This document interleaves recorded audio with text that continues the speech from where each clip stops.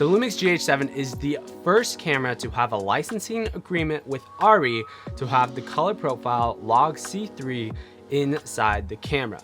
And in this video, we're going to be deep diving to all of the advantages, the workflow, and everything in between about this new color profile on the GH7, and if it's worth it for you to upgrade and get this color profile.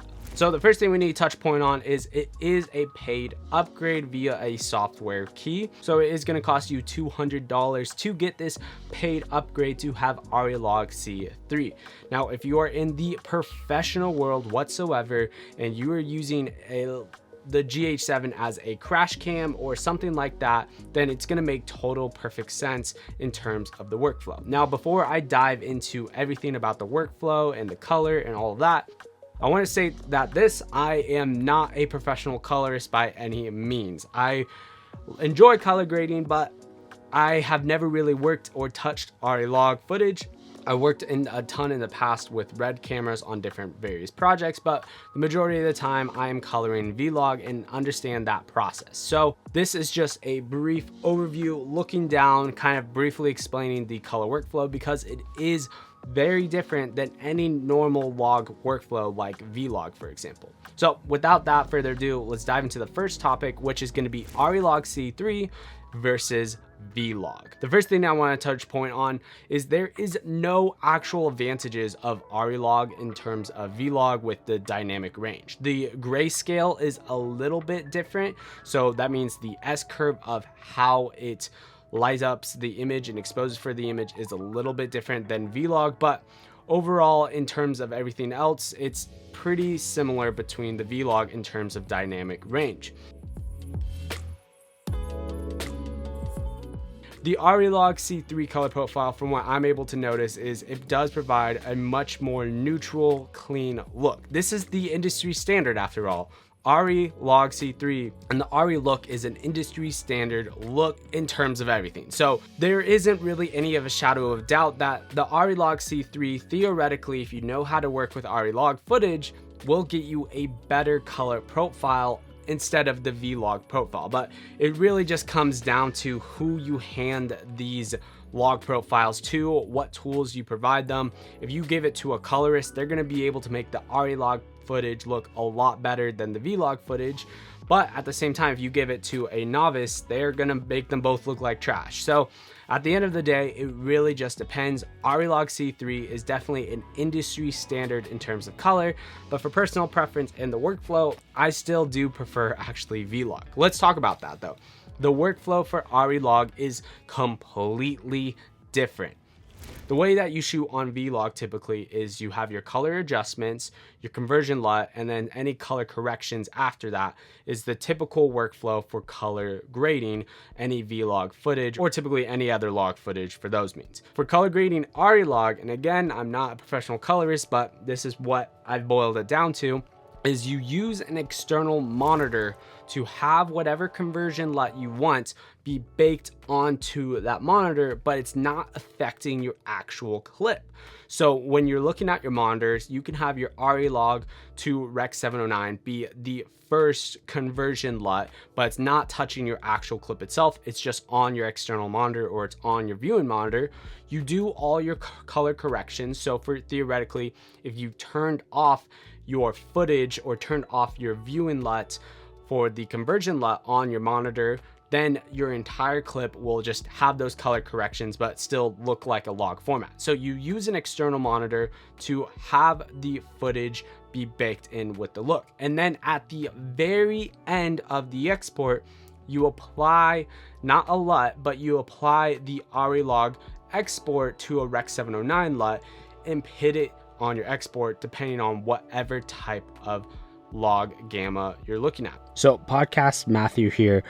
So Final Cut works actually a little bit different than other workflows like DaVinci Resolve, which that's typically how most people end up color grading ARRI Log anyways, but this is the more proper workflow to do it. Instead of having your clip and going up here to your conversion and adding the ARRI Log C color layer here, which makes this image look really good as is, It looks like a great image. You can add all of your exposures, your corrections, curves, skins, your custom LUTs. You can do all of that. But the issue with this workflow is you're actually pitting that conversion LUT at the beginning of your workflow instead of the end, which is the more proper way to do it for ARRI footage. So what you want to actually do is you want to take an adjustment layer.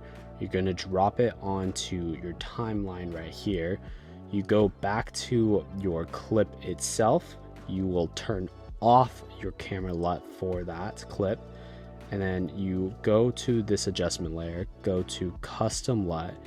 And then down here, I have set up, ARRI has all these Log C3 LUTs that you can use. You want to use the Gamma 2.4 Rec 709.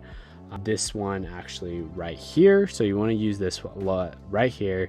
You turn it on, and then this is how it looks. Now, I had this clip duplicated, and this is what it looks like with the exact same adjustments, but pitting the Rec 709 conversion at the beginning of the timeline or the beginning of the node tree versus pitting it at the end of the node tree.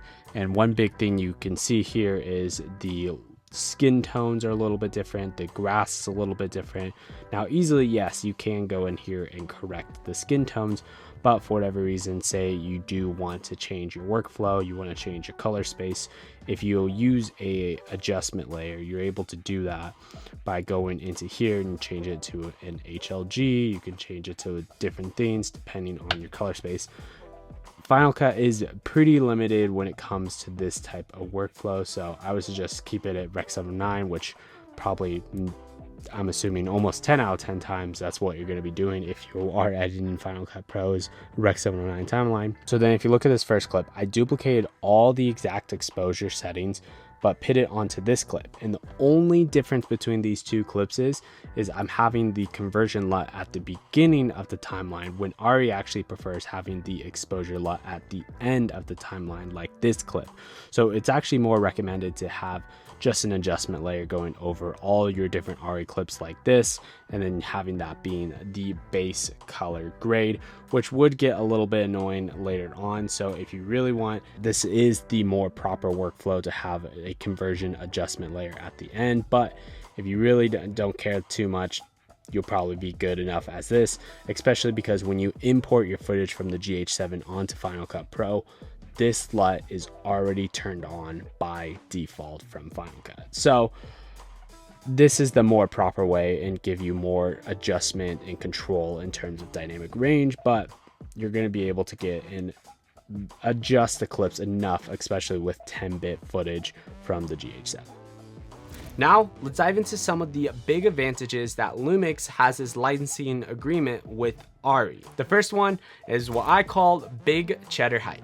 Now, it's just a cool thing to say. I shoot on a LUMIX camera and I'm able to have ARRI log footage inside this camera. It's like one of those cool sticker statements like, we have ARRI log. It's a cool thing to say and it sounds really cool. For example, red becomes Nikon potatoes. Meanwhile, LUMIX becomes bite-size or fun-size ARRI cameras. So it's just basically something that is a really cool thing to say. It is the exact same as ARRI Log C3 on any other ARRI camera. It's the exact same color profile. It's a licensing agreement that ARRI did with LUMIX to have this color profile be baked into the camera. The second big advantage is the crash cam for the cinema world. This is huge for people who need a crash cam and they want it to match their ARRI cameras. This camera is going to make total sense in those terms. Being able to have a camera that matches perfectly to your other ARRI log cameras and not have it cost you $30,000, and if it crashes, you'd be screwed $30K. It's only going to be a great camera for high-end budgets, for people that are needing a crash cam to throw in a drone, to throw in a car, or have the camera be in an explosion. This is going to be probably a new fan favorite for crash cam. And the third advantage for having ARRI log in LUMIX cameras, and it's a little bit debatable, is a better color profile. Now, again, ARRI log is the industry standard for color. It's one of the best color profiles subjectively and maybe a little bit objectively. Again, I prefer the Vlog color profile, but that's only because I'm super used to that workflow.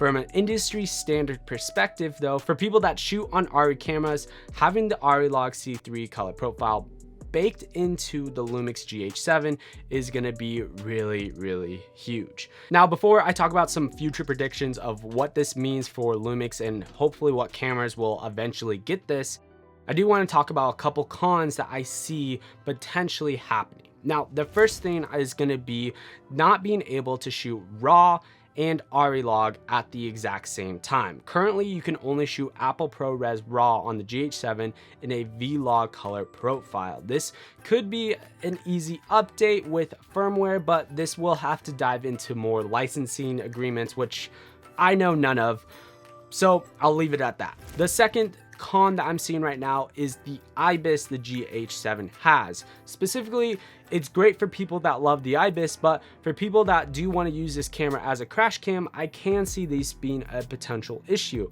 Pitting a camera that has an image body stabilization on a drone, or pin it on a car, or pin it somewhere where there's going to be a lot of mimics, you don't want the camera sensor to be physically moving. You want it to be just locked off, not physically able to move whatsoever, and allow all those shakiness to happen. So what this means though, LUMIX could potentially come out with the GH7S if this becomes an issue and people just want a sensor with zero electronic stabilization, zero Ibis, no stabilization whatsoever, and just be a completely locked off sensor, but still work as a crash cam and still match ARRI cameras.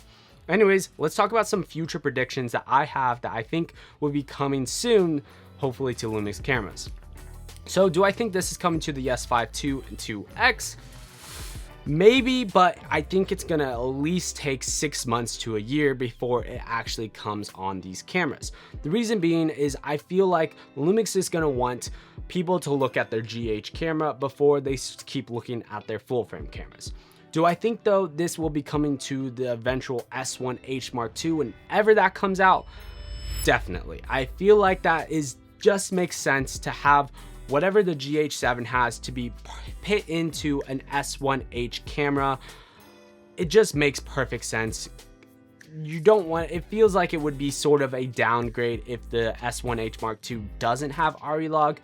Granted, I don't know if I would see myself using the ARRI Log profile, but I still think it would definitely make it to the full frame line eventually.